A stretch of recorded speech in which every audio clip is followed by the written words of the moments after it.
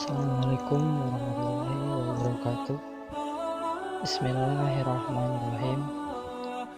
Riwayat Datu Abdul Hamid atau sering dikenal Ambulung Martapura.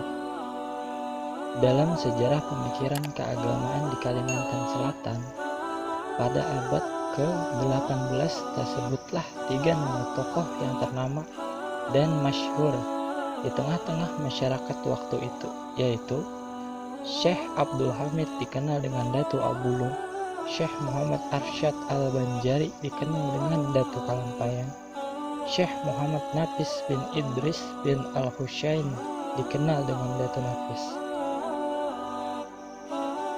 Pada masa pemerintahan Sultan Tahlilullah, Syekh Abdul Hamid muda dan Syekh Muhammad Arsyad Al-Banjari muda, keduanya sama-sama diberangkatkan ke Mekkah Al-Mukarramah untuk menuntut ilmu agama.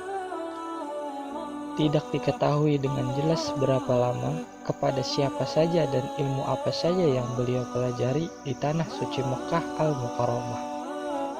Saat kepulangan diri menuntut ilmu tidak diketahui pula kapan waktunya. Sepulang dari menuntut ilmu di tanah suci Mekkah, Syekh Abdul Hamid Ambulung mulai mengerjakan ilmu-ilmu yang sudah didapatnya dari guru-guru beliau di tanah suci Mekkah Al-Mukarramah. Di antara ilmu-ilmu yang diajarkan oleh beliau adalah ilmu tasawuf. Namun ilmu tasawuf yang diajarkan beliau kepada orang awam sangat berlainan pahamnya dari pelajaran ilmu tasawuf yang telah dikenal dan dipelajari masyarakat sebelumnya. Datu Abulung mengajarkan bahwa tiada yang maujud, hanya Dia, tiada maujud selainnya, tiada aku melainkan Dia, Dia adalah aku dan aku adalah Dia. Dalam perjalanan Syekh Abdul Hamid Ambulung juga diajarkan bahwa syariat yang diajarkan selama ini adalah kulit, belum sampai kepada isi, hakikat. Sedangkan pelajaran yang selama ini diyakini dan dipahami oleh masyarakat umum, yaitu tiada yang berhak dan patut disembah hanya Allah. Allah adalah Khalik dan selainnya adalah makhluk, tiada sekutu baginya. Ajaran inilah yang dikatakan Datu Abulung hanya kulit, belum sampai kepada isinya atau hakikat. Ajaran Datu Abulung itu merupakan hasil pengaruh dari ajaran Abu Yazid Al-Bustami Masehi 874, Husain bin Mansur Al-Hallaj 858 sampai 922 yang kemudian memasuki Indonesia melalui Syekh Hamzah Mansuri dan Syekh Samsudin di Sumatera dan Syekh Siti Jenar di Pulau Jawa. Mendengar fatwa Syekh Abdul Hamid yang sangat berbeda dari kebanyakan paham masyarakat pada waktu itu, maka gemparlah masyarakat yang menerima pernyataan Syekh Abdul Hamid Ambulung itu.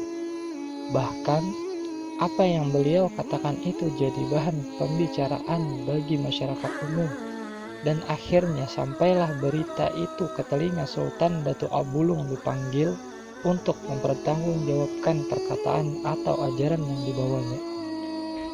Sebelum Datu Abulung hadir di hadapan Sultan, Sultan terlebih dahulu minta pendapat Syekh Muhammad Arsyad Al-Banjari tentang ajaran Datu Abulung.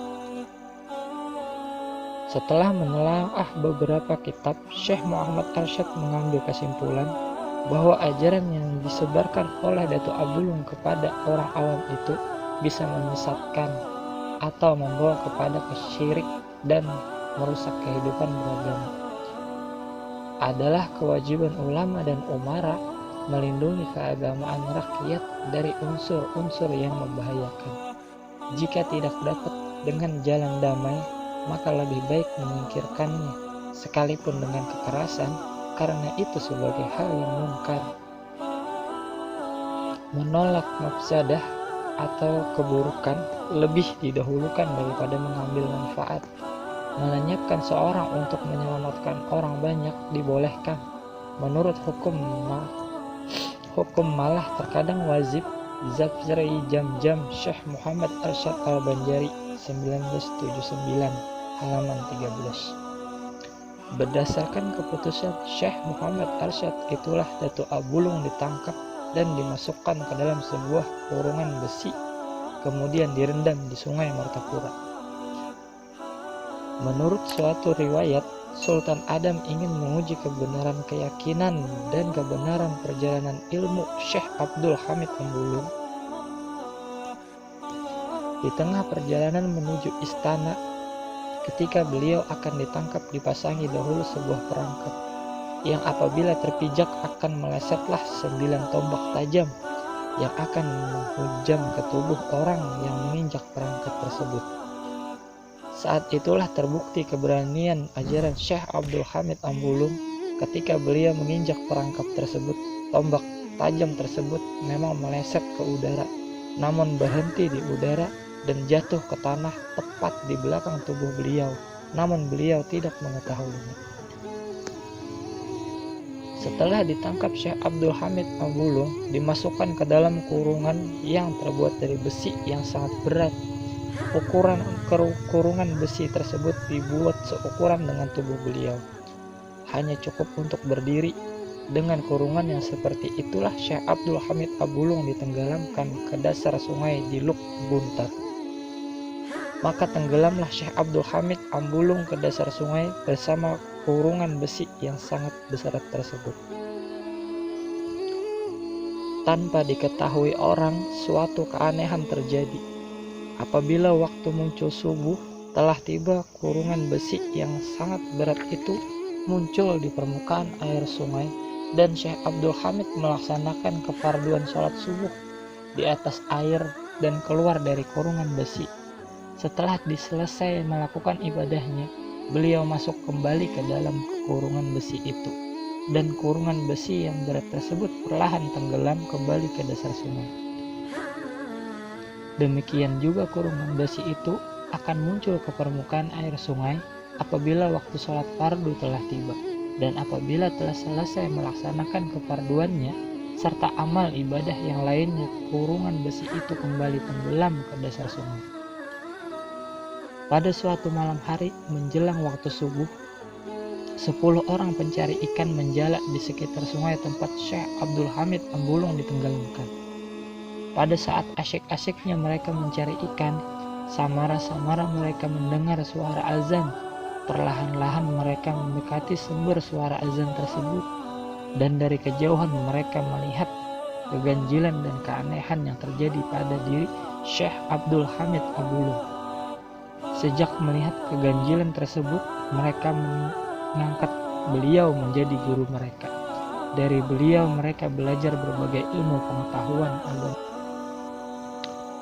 Karena jumlah mereka 10 orang, maka mereka dinamakan orang 10. Selanjutnya setelah sekian lama belajar kepada Syekh Abdul Hamid Ambulung, akhirnya ke-10 orang tersebut menjadi pegawai kerajaan. Demi setelah direndam beberapa lama di air, Datuk Ambulung tidak juga mati. Bahkan terjadi peristiwa ajaib, yaitu bila tiba waktu sholat beliau keluar dari kurungan dan melakukan sholat di atas air. Peristiwa tersebut terjadi berulang-ulang dan sering disaksikan oleh orang lain namun tanpa diketahui oleh Sultan. Setelah beberapa lama kejadian itu terjadi dan kabar tersebut telah menjadi pembicaraan di masyarakat. Akhirnya berita tersebut sampai juga ke telinga Sultan atau di kerajaan. Maka Sultan mengubah lagi hukuman yang diberikan kepada Datuk Ambulung.